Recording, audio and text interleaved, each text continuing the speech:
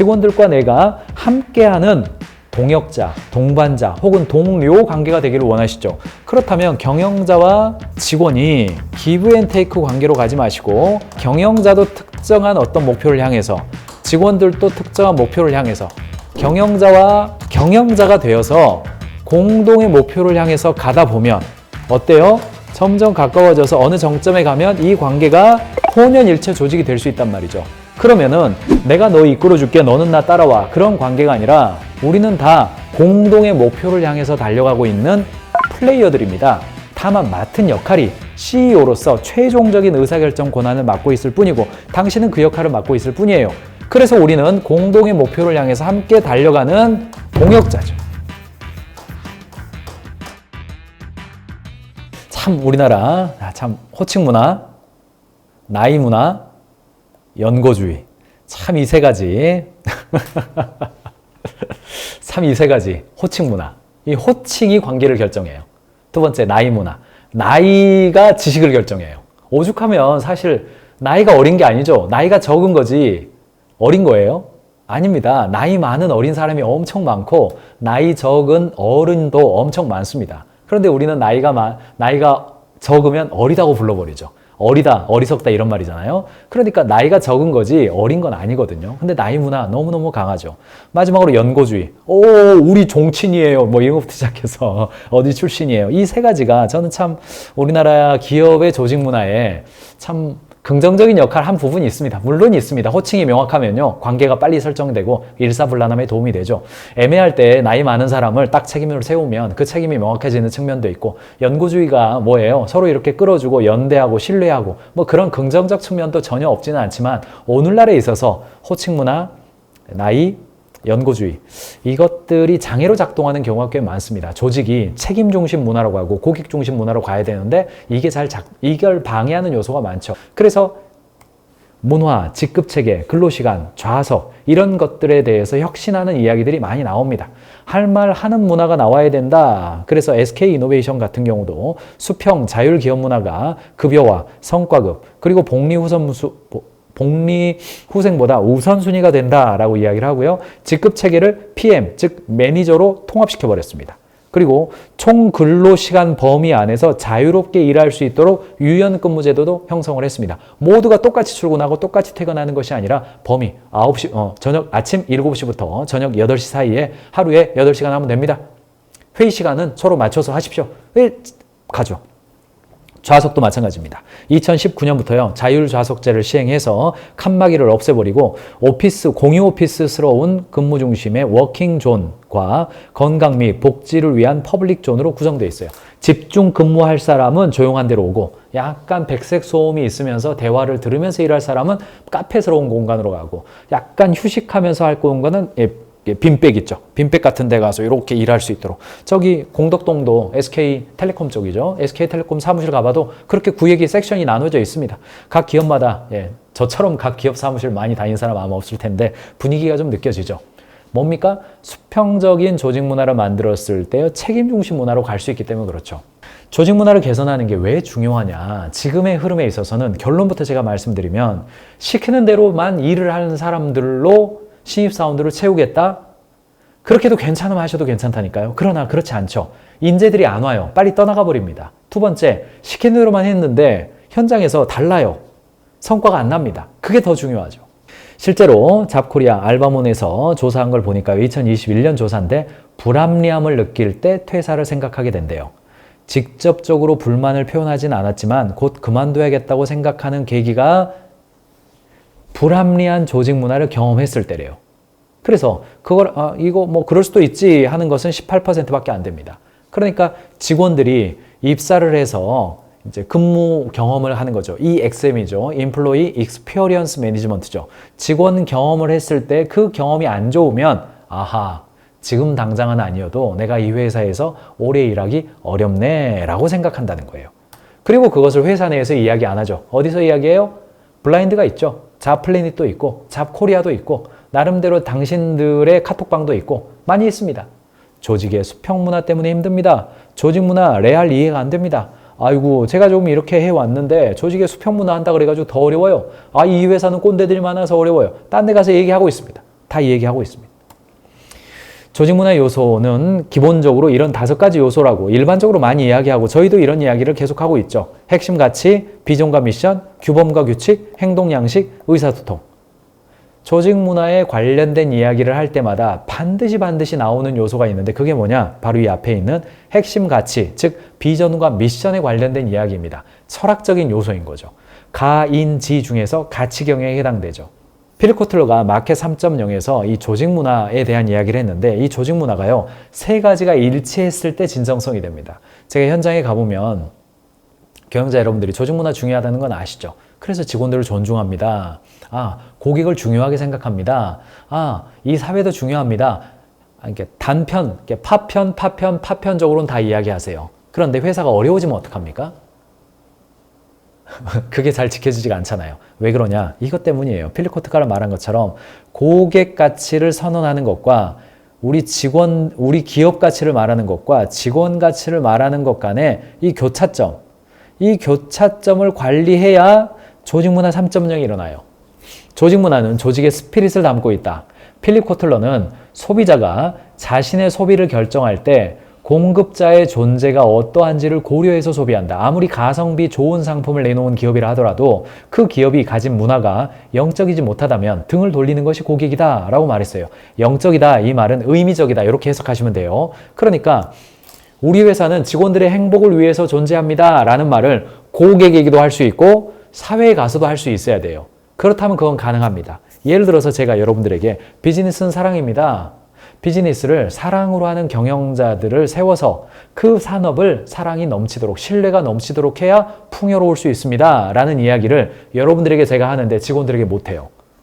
또는 직원들에게 하는데 제가 어디 다른 데 가가지고 어디 모임에 가가지고 못해요. 그러면 제가 진정성을 느낄 수가 없는 거죠. 그런데 김경민 대표라는 존재가 직원들 앞에 가서도 비즈니스 사랑으로 합시다. 우리가 섬기고 있는 고객들에 대해서 진심으로 사랑으로 합시다. 이렇게 얘기를 해요. 그리고 어디 다른 모임에 가서도 아이고 경영 컨설팅업은 정말로 경영자를 사랑하는 컨설팅입니다. 제가 작년에 이런 일이 있었는데요. 정말 그 고객을 사랑했기 때문에 이렇게까지 했습니다. 경영자 여러분들도 고객을 사랑하는 마음으로 하십시오. 같은 이야기를 하면 어때요? 그게 조직 문화의 3.0으로 갈 수 있는 방향성이라는 거예요. 그러니까 경영자 여러분들이 수평적 조직 문화를 목적으로 갖지 마시고 우리 회사가 가고자 하는 방향을 명확하게 만들면 결과적으로 그 수평적인 조직 문화에 대해서 결과적으로 따라올 수가 있게 되는 겁니다. 우리는 어떤 문화적인 리더십을 갖출 때, 에 경영자와 직원이 기브 앤 테이크 방식으로 서로 주고받는 것이란 이미지를 많이 가지고 있습니다. 내가 직원에게 요만큼 해주면 직원도 요만큼 해주겠지? 라는 생각을 해요. 그래서 월급 올려주면 성과가 올라가겠지. 복지 좋게 해주면 즐겁게 일하겠지. 수평적 문화 해주면 주도적으로 일하겠지. 기브 앤 테이크 느낌으로 하는데 이런 이미지가 대표적으로 오해가 되는 이미지라는 겁니다. 핵심이 뭡니까? 이렇게 하면 상대는요, 계약관계밖에 안 됩니다. 직원들과 계약관계를 만들고 싶으면 직원들과 계약을 구체적이고 보완적이고 부칙까지 만들어가지고 특약까지 집어넣어가지고 계속 가시면 돼요. 그런데 그렇게 우리가 그걸 원하는 건 아니잖아요. 직원들과 내가 함께하는 동역자, 동반자 혹은 동료 관계가 되기를 원하시죠. 그렇다면 경영자와 직원이 기브 앤 테이크 관계로 가지 마시고 경영자와 직원이 상호 기브 앤 테이크가 아니라 경영자도 특정한 어떤 목표를 향해서 직원들도 특정한 목표를 향해서 경영자와 경영자가 되어서 공동의 목표를 향해서 가다 보면 어때요? 점점 관계가 가까워지죠. 점점 가까워져서 어느 정점에 가면 이 관계가 혼연일체 조직이 될 수 있단 말이죠. 그러면은 내가 너 이끌어줄게, 너는 나 따라와. 그런 관계가 아니라 너도 나도 같은 입장이에요. 서로 맡은 역할이 다를 뿐이에요. 우리는 사람 위에 사람 없고 사람 아래에 사람이 없으니까 누가 윗사람 아랫사람 그런 거는 아닙니다. 우리는 다 공동의 목표를 향해서 달려가고 있는 플레이어들입니다. 다만 맡은 역할이 CEO로서 최종적인 의사결정 권한을 맡고 있을 뿐이고 당신은 그 역할을 맡고 있을 뿐이에요. 그래서 우리는 공동의 목표를 향해서 함께 달려가는 동역자입니다.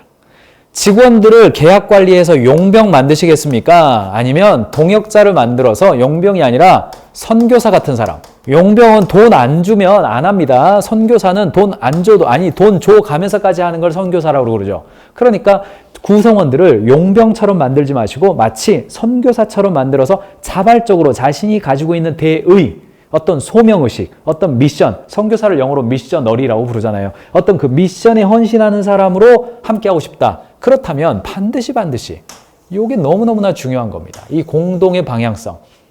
나와 너의 관계가 아와 피아의 투쟁이 되어서는 안 됩니다. 만인을 향한 투쟁은요, 치열한 계약관계를 만들고 이해관계에 의해서 연결될 수밖에 없습니다. 다 손해본다는 느낌을 가지고 있어요. 경영자도 피해자가 되고 직원들도 피해자가 됩니다. 좀 더 해주지. 그런 게 상호 간에 어려워요. 결과적으로는 방향성에 맞춰서 그 방향으로 가는 이 동역자 관계가 되는 거, 이것이 수평 조직이냐 수직 조직이냐를 결정짓는 기준점이 된다는 겁니다. 제가 얼마 전에도 한번 이해를 들어드렸는데 하버드 행동력 수업에 나와 있는 이야기를 제가 약간 우리식으로 바꾼 겁니다. 상상해 보십시오. 자, 김경민의 경벙커가 끝나고 9시 몇 분 정도가 되어서 회사 사무실 앞을 갔는데 방울뱅이 등장했어요. 그러면 우리 회사에서는, 우리 회사의 직원들은 어떤 반응을 하게 될까? 이거 상상해 보시기 바랍니다. 알아서 하겠지 하고 도망가요. 제발 우리 사무실로는 오지 말아라. 총무과는 뭐 하는 거냐 라고 사내 게시판에 올립니까? 사람들이 당황해하는 것을 구경하고 SNS에 올립니까? 후배에게 야 네가 빨리 잡아 라고 합니까? 아니면 방울뱀 안 나오는 사무실로 이직해야겠네, 나 방울뱀 정말 싫어, 그렇게 합니까? 아니면 주변에 있는 사람들을 통제하고 바로 잡을까요?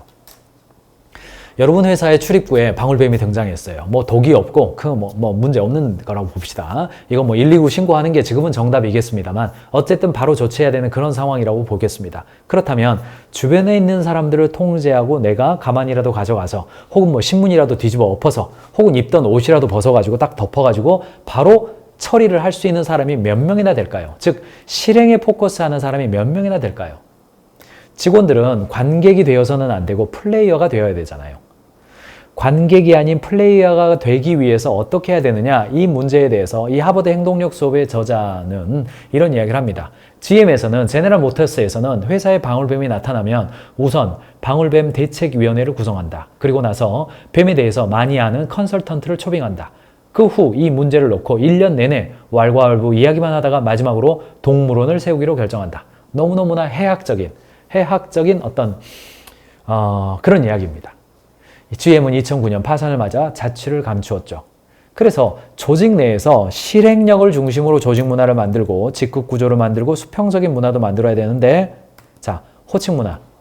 직급, 직책, 부서의 책임보다 고객 관점의 과업을 중심으로 일할 수 있도록 삼성, 이 직급 체계를 단순화시키고 호칭도 프로로 바꾸었죠. 현대와 기와차 직급 통폐합을 검토하고 있고 땡땡땡 주니어로 바꾸죠.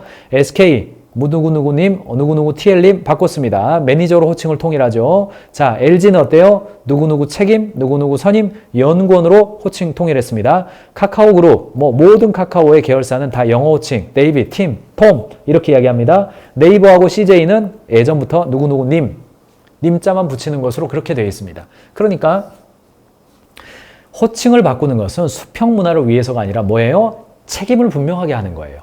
직급이 높다고 책임자고 직급이 낮다고 책임자가 아닌 게 아니라 그 일에서 책임을 맡은 사람이 누구냐를 명확하게 하기 위함인 겁니다. 동시에 조직도 마찬가지입니다. 관료 조직, 수직 조직을 수평 조직, 이 애자일 조직 혹은 셀 조직 혹은 거품 조직으로 바꾸는 목적도 실행하는 조직을 만들기 위해서입니다. 동시에 상사가 시키고 부하가 실행하는 그런 상명하복 조직을 DRI 조직, 즉 실행의 주체와 책임의 주체, 그리고 의사결정의 주체를 하나로 모으는 DRI 조직으로 바꾸는 이유도 책임 때문이에요. 이때의 책임이란 말이 오토노미라는 단어입니다. 오토노미라는 단어예요. 프리덤이라는 말은 그 책임을 내가 내 마음대로 하는 것을 프리덤이라고 그러죠. 우리가 말하는 수평 조직, 자율적인 문화라고 할 때 자율이라는 단어는 오토노미죠. 그러니까 자유라는 말은 외부의 제약이 없이 원하는 것을 할 수 있는 상태이지만 주어진 선택권이 많아요. 그러나 자율이라는 말은 주어진 선택권이 있는 것이 아니라 자유보다는 자기 통제와 주체성입니다. 규칙을 정하고 책임을 지며 행동할 수 있는 능력에 포커스에 있습니다. 즉 자유란 할 수 있는 것에 포커스를 맞추지만 자율이란 스스로 결정하고 실행하는 것에 포커스를 맞춰요. 주어진 책임을 감당하게 내기 위해서 무엇을 해야 될지 결정하고 거기에 대해서 책임지는 게 오토노미, 즉 자율이라는 겁니다.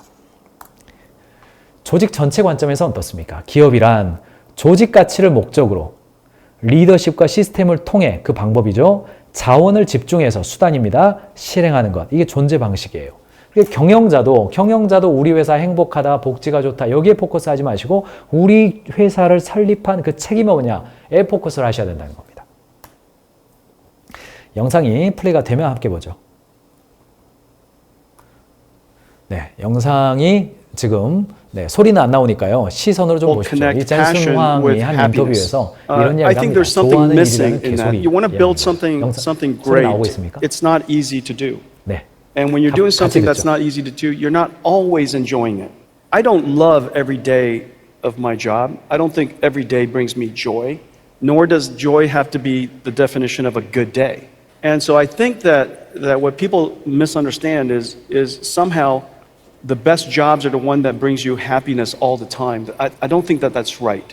You have to suffer, you have to struggle, you have to endeavor, you have to do those hard things and work through it in order to really appreciate what you've done. And there are no such thing that are great that was easy to do. 네, 여기까지 한번 듣겠습니다. 이 참